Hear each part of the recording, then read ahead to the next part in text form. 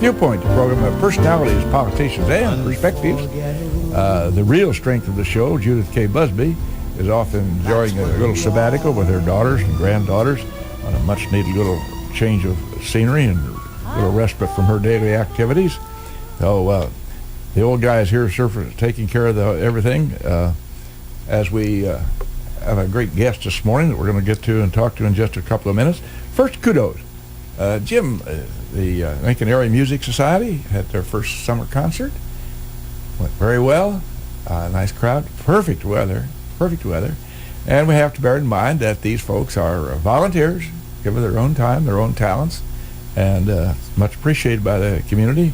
So kudos to them. And then last night, the old geezer went back down to Springfield to welcome home some folks from the honor flight, and had with me Bill Bates, who went down to see that. Bill, as you know, is a driving force behind the Woods Foundation, he and other committee members. And the Woods Foundation has seen fit to make a nice contribution to the honor flight organization. So we appreciate that very, very much. And these veterans, it's a real insight to watch them come back and be surprised with 1,000 or so people there to welcome them. Now to our guest this morning, Sam Knox, athletic director at Lincoln Community High School. Going to talk a little bit about Pop Warner and youth football. We're not going to talk about Pop Warner, he's gone. But we appreciate your presence here, Sam. Thanks, Bill. And first and foremost, how long have you been with us here in Lincoln? Just completed our seventh school year here. Seventh school year. We moved here Jimmy's on... too young. He looks like he just graduated from high school. Thank you. And you've seen a few changes as this being AD in a high school has got to be somewhat demanding. There are a lot of things that we don't know about as far as rules and regulations and the High School Athletic Association. No such things in recruiting and all that. Right. Tell us a little bit about your just a general overview of the AD's duties there, Sam. Okay. The major portion of my job is to schedule activities, secure officials and bus times, and make sure all the things that it takes to put on a game, a football game, a volleyball game, a soccer game, all those people get lined up to help manage the game, from ticket takers to scoreboard operators and PA announcers and like I said, umpires, officials, things like that. It's a lot of people work, really. Takes good organizational skills and good communication skills to put on any event that we sponsor, whether it's a freshman basketball game or a varsity basketball game. It takes a lot of people to put on the show. So, but it's a lot of fun too, because you get to see kids pursue their goals and their dreams in athletics and activities, and do something that's really fun for them at school. I've always said that athletics and activities are important for three big reasons. Number one, it gives a kid a good reason to come to school every day, so their attendance is going to hopefully improve. Secondly, it gives them a really good reason to keep their grades up, because they have to be eligible to play. That's a big thing. And that's the most important thing of school, is keeping your grades up.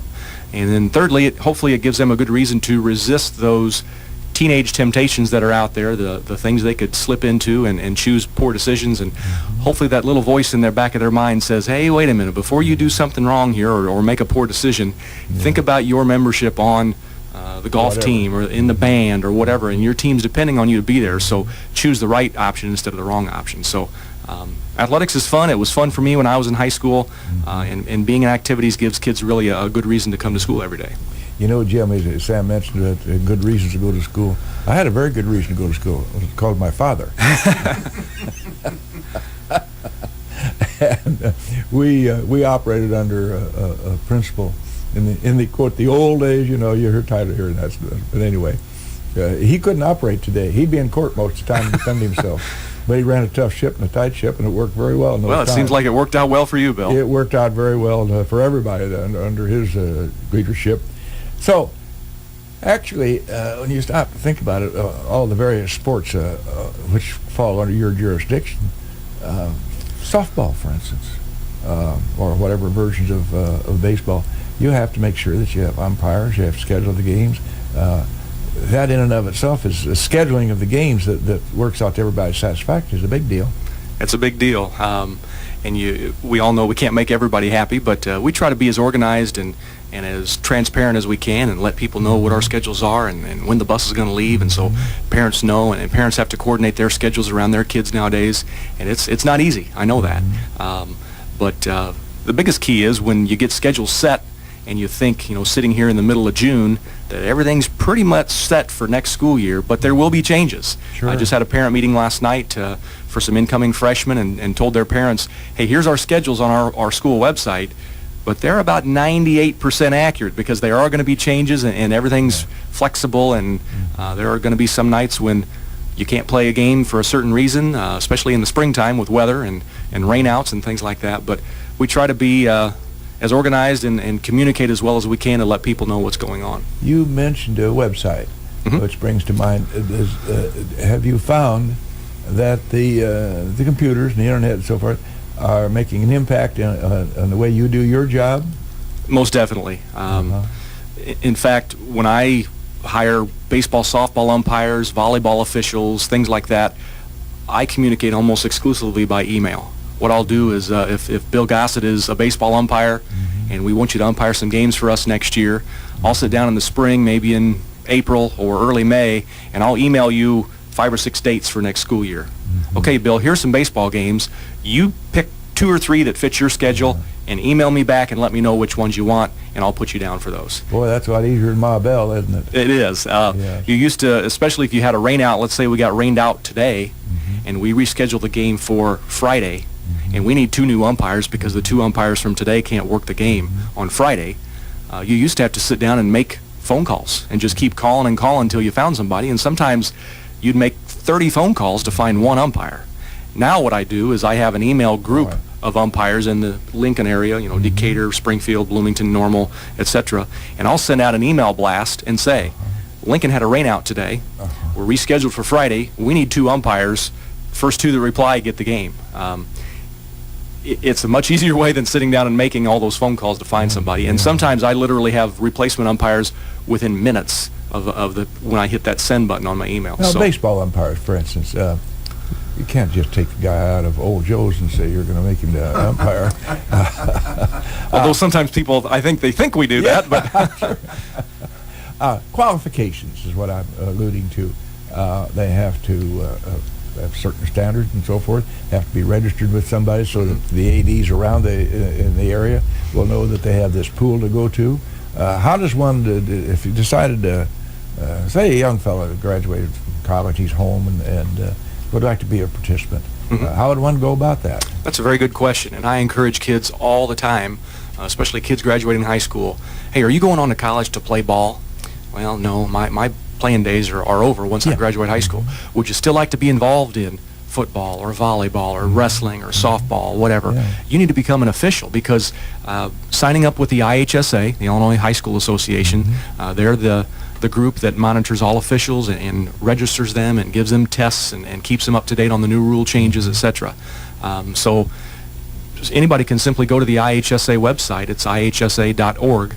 And go on there. There's an officials link. You can learn how to be an official. You can send in your, I think it's about $45 to send in a fee to be a volleyball official or wrestling official, whatever sport you choose. And there are a lot of people who officiate multiple sports. We have people who we see in the fall for football. We also see them in the winter for basketball. And we might see them in the spring for soccer or softball or baseball. So a lot of people who played as a high school kid, still in their 50s, 60s, some guys in their 70s, still stick with it and officiate sports for us, and it's really neat to see those people giving back to the sports. I've told this story before on the program, but you're a young man. Way back, quote again, the old days, we had a venerated football official who was really unique. A fellow's name was Ron Gibbs, and he was an official with what was Pillsbury Mills down in Springfield at that time. And in those days, they didn't have much night football. And on a given weekend, Ron would officiate on a Friday afternoon at a high school game. The next day, a Saturday, he'd officiate on a Big Ten game. And the next day, Sunday, 3 days in a row, he'd be officiating in an NFL game. Wow. Really unique. That is unique. All right. And he was a storied character and would go to the Rotaries and the Elks Clubs and so forth and talk about his experiences. And, of course, they all loved him to talk about the NFL experiences because those were a little more unique. In today's times, you see a basketball floor official running up down the floor, not getting paid what he ought to, but what does a basketball official draw? For varsity games, we pay each official $65 a game. 65. And we have, for boys and girls, we have 3 officials on the varsity game, and they each get $65. So now, do they take their travel expenses out of that, or does that come in addition there too? They have to pay their own travel expenses. When they arrive and they get in the dressing room, I've got the checks laid out. It's $65 for Bill Gossett, and if you drove 15 minutes to get here, good for you. Or 50. If you drove 50 minutes to get here, well, it's going to cost you a little bit more in gas. We've got some officials who come from the Champaign area. We get some from the St. Louis area, down Jerseyville and Alton and kind of the Metro East area down there. We get some officials from as far away as Macomb and Quincy, and some of these guys are really into it, and they love doing it, and they don't care how far the game is. No, they're not doing it for the money, that's for sure. No. But I'm an official myself in basketball and baseball, and I've always felt, kind of what comes around goes around. You might go 10 minutes from home and umpire a baseball game today, and it goes real quick. It's an hour and 15 minutes, and you walk off the field and you're thinking, wow, that was a lot of fun. That was a pretty snappy game. It was 3-2. The teams played well. Coaches were great. It was a fun time. And you walk home with $55 in your pocket. Well, 2 days later, you might drive an hour to go umpire a game, and the pitchers can't throw strikes, and the game runs 2.5 hours long, and you're going, why in the world did I sign up for this? So kind of what comes around goes around. You'll have those really good, fun games that it's kind of like golf. You get those 2 or 3 shots around, or in my case, 1 shot around, that makes it really fun and makes you want to come back the next time, but there's a lot of crummy shots in between and sometimes crummy games to officiate that you kind of think, why did I sign up to do this? But there's a lot of guys that are getting into it now as young officials, a lot of veteran officials that will be retiring in the next few years. So for the people who are listening and have ever had any thoughts of becoming an official, go to the IHSA website, call me at the high school. I'll help guide you in the right direction, because we need officials in all sports and people who want to do it for the right reasons. Well, speaking of officials, it brings us down to Little League, or what generically known as Pop Warner football. We don't have Pop Warner per se here, but we have a great football program for youth that is getting better each year. One of the big reasons for that is the generosity of Eaton Industries to let us use that facility out there. That's a big thing, and a little hats off to them for that. Tell us about our Lincoln youth football program, and then we'll talk about Pop Warner a little bit. Okay. You're right, Bill. Lincoln's Youth Football League is not technically affiliated with Pop Warner, but I think we've got a really good thing going. Steve Ferris is our league director, and he's got a lot of great volunteer coaches that help him out. I've been involved now for 2 years as a volunteer coach. My one son played starting when he was in kindergarten, and I had a little bit of fear, not fear of getting injured, not fear of getting hurt, but fear of too much too soon, I guess. Playing tackle football at age 6 is a little bit of a kind of an intimidating thought when you think, I sure hope he likes it as much at 16 as he does at 6, because most of us, me included, who graduated high school back in the 90s, in my town, we didn't play organized football until we were freshmen in high school. And we were a small school district, about 200 kids. But I remember just that feeling of looking forward to that. I couldn't wait to be a freshman in high school and finally get to play football. And one of my favorite photos of my life is my best friend and me standing in our kitchen at home on the day we received our pads and our practice jerseys, and we put it all on, and Mom took a picture of us, and it was a moment. We were football players. Nowadays, kids are getting that feeling at age 5 and 6, and I'm thinking, oh my gosh, are we doing the right thing? But it is a lot of fun. We get literally over 100 kids, close to 200 kids in some years, out there playing football from grades K through 8. And last year we had to split the K1 group into 2 teams, and the 2nd and 3rd grade group into 2 teams, because we had so many kids at that level. But it takes a lot of manpower and a lot of volunteer coaches to make it happen. I wanted to mention, volunteerism comes to mind again. That program's not going to work without the volunteers behind it, and that would include also those officials who call the games for them. Right. There again, Nothing happens till somebody makes it happen. Mm-hmm. And you folks who are involved in that and got it organized and moving along smoothly, hopefully, this is a basketball town. We all know that. That's been that way for eons, and that's a great thing. We've enjoyed a lot of notoriety, and all of us old geezers have had a lot of fun out there watching down through the years, going to the tournaments all over. Hopefully, this feeder system will begin to make a change in our football program, and inexorably it's going to have some improvement. That's just the way it is. Comments about how these youngsters can come up and go on through their youth football program, and eventually they're going to get into the high school system. Well, we sure hope so. And I think that's the goal of any town that has youth football, whether it's Lincoln or Springfield or Chatham-Glenwood or Rochester or whoever. They want to introduce kids to the sport at a young age and get their interest going and teach mom and dad about what it takes to be a football parent and about the rules and et cetera. And hopefully that carries over to the high school level. We've struggled in football at the high school for several years. We hope we're getting better. The kids are certainly putting the time in, and the coaches are too, to try to get better. That's all you can ask. Yeah, and they're working at it. They're working hard. They're probably out there sweating right now. They're doing a lot of football things this summer and going to some passing leagues and having their own camps. And they're not just sitting at home on the couch watching TV and hoping we get better at football. But it does take an introduction to the sport at a young age. And like I said, for most of us, we didn't get introduced to it till we were in high school, and now kids are learning about it in kindergarten and first grade and all the way through. Now, is every kid that starts as a kindergarten football player going to play at the high school level? No, he's not. But we sure hope a good majority of the ones who start young will stick with it and see how much fun it can be. And that's what we really emphasize in our youth league. Yeah, you want to be competitive. Yeah, you want to win some games. But when we coach, especially the little bitty guys, our number one rule is have fun. Yeah. Have fun. Most of those kids honestly don't even know if we've won or lost the game, because a lot of them I coached the last 2 years, and they would say, "Coach, are we winning?" Yeah. And I'd say, "Well, are you having fun?" "Well, yeah, I'm having a good time." "Well, then don't worry about the score. Yeah. Don't worry about it." Moms and dads know what the score is, and sometimes the coaches know what the score is. But when you walk off the field, 2 minutes later, the kids don't care if we won or lost. It's like, "Hey, where's my treat? Let's go have fun." And we focus on having fun, learning the fundamentals of the game, listening to the coaches, being coachable, and trying your best and giving a good effort every day. So the wins and losses will happen. We can't always control how good the other team is, but we can control how much fun we have and teaching them the basics. So, but those very goals to which you allude, the parents, some fractional some, should take better cognizance of what you're about there. It's not all about just winning. Right, and you're exactly right.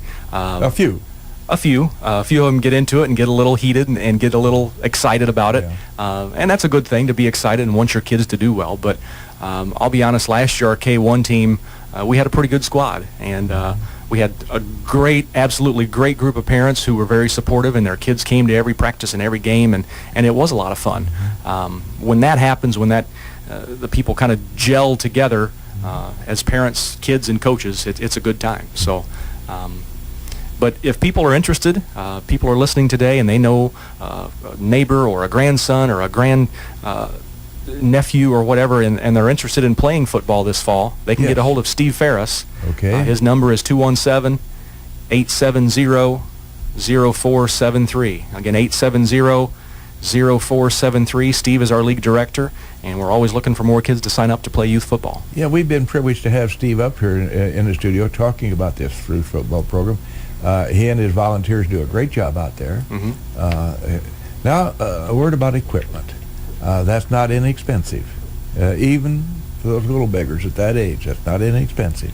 How do we acquire the equipment, and how do you get it taken care of? That's a good question. Parents should take a lot of comfort to know that we have not the Cadillac line of equipment, because that's pretty expensive, but we have a very solid, good line of equipment that we get for the kids. Helmets, shoulder pads are checked out every year. We make sure they're safe before we put them on kids. Steve does a good job of using some money to buy new equipment every year. Is every kid going to be outfitted in brand new equipment every year? No, they're not. But it's not going to be 20-year-old stuff that is falling apart either. So kids are going to be safe. There's a lot of good salesmen in the area that take care of youth football leagues and sell equipment to people like us. And you're right, it's not cheap. We expect kids to take care of it. In fact, they have to sign a paper saying, and it lists, here's how much a helmet costs, here's how much shoulder pads cost, here's how much your jersey costs. If you damage any of this stuff, it's your responsibility to help the league pay for that. So, and the kids have to pay, I believe it's around $90 per person to play. And that covers the cost of equipment. That covers helping pay for some officials' fees and stuff like that.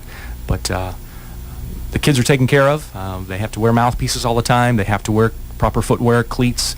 And then it's up to them to get whatever extra pads they have. Some kids watch the game on TV in the NFL, and they wear the gloves and the long sleeves and the elbow pads, and they look like a professional player when they walk out there at 8 years old, but it's kind of funny. But we give them all that they need to play football. So it's a given, Coach, that parents, in some cases, make a little sacrifice for their youngsters to be able to play. For some, that $90 might just be a little stretch once in a while, and we have to recognize that. Also, in conjunction with such mundane matters as money, I'm sure that the youth football program could use a little infusion of that from time to time, and it might be appropriate for us to put out a little plea for somebody to remember what's going on out there at the Eaton Fields, and they might be motivated to send us a little check, however modest it might be. That's a good point, Bill. The Eaton Corporation, as you mentioned earlier, has been tremendous in working with us. We have 2 full-size fields out there, have a new concession stand and storage area that Brian Huff from MTI helped fund last year. We're doing JFL football fundraisers, not year-round, but a lot of the year-round, doing some fundraising and things like that, because we know it does cost money. And you alluded to parents who have to make a sacrifice. It is a sacrifice of paying $90 to play, the gas money it takes to get kids to and from practice, the gas money it takes to run kids to games in Jacksonville and New Berlin and Athens and eating out lunch and things like that. It's a sacrifice, but the key word again is fun. If people are having fun, they're going to continue doing it and supporting the team. But again, we'll take any donations of money or time that we can take to keep it rolling.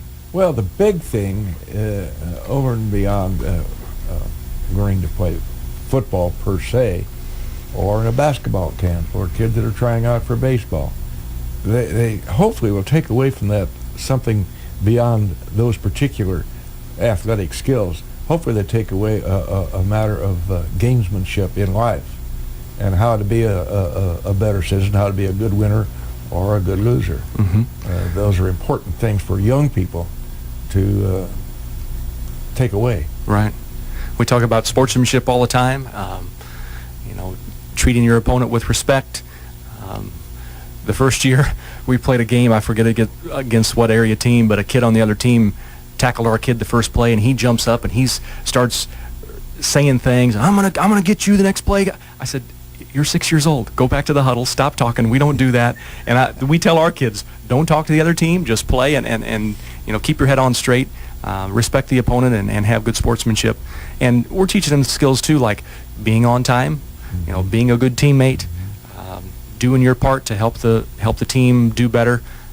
That's those skills they can learn at age 6 can take them all the way till the end of their life of being a good person. So, well, unfortunately, Sam, these kids see things on TV on Sunday afternoon that engenders an idea or two with them. See these hot dogs showing off after they make a good play or a great catch or a long touchdown run, and get out there and showboat. That really turns me off in a hurry. It does me too. They're getting paid heavy money, and they ought to do well. Right. But these kids see all that hot dogging, and they have to be made to understand that that's not in the picture. I think probably we ought to take a commercial break, and then we're going to take a minute. We're going to discuss the original football program, I guess, Pop Warner. Okay. All right, Mr. Ash?